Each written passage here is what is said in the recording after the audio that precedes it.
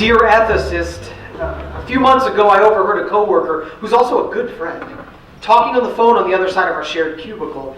I didn't hear the entire conversation, but I quickly understood that he was plotting to have his wife killed. At one point, I heard him say, "I will pay you $50,000, just make her go away." Naturally, I was shocked and abhorred.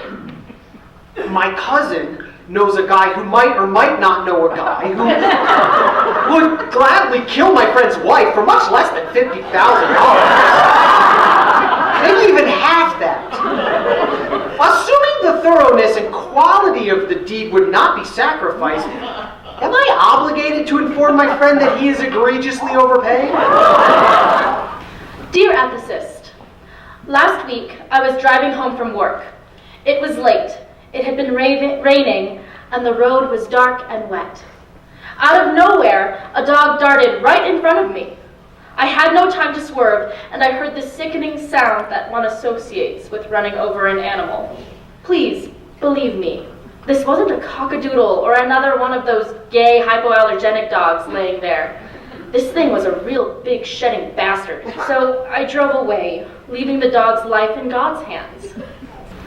Dear ethicist, recently my dog was hit by a car. By some miracle he survived.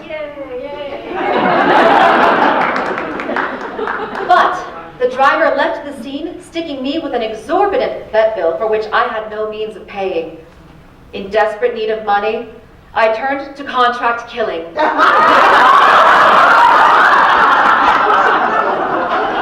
My first client offered me $50,000 to murder his wife. I quickly accepted, even though I was prepared to take less. I wasn't surprised when the man called the next day to cancel the contract.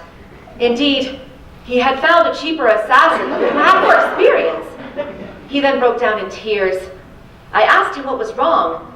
He told me that although he was happy to be saving almost $25,000 to have his wife killed, he had lost a dear friend in the process. A friend who had betrayed his privacy and whom he would never forgive. It was a cost he could never recoup. I feel awful about the role I might have played in this man's suffering. Was it my moral duty to charge a competitive price to begin with? Should I have at least offered to let him pay in installments? I'd still have been able to afford my dog's rear leg amputations and buy him his wheelchair. My client would still have his best friend. The wife would still be dead. And everyone, everywhere, would be happy. Name withheld.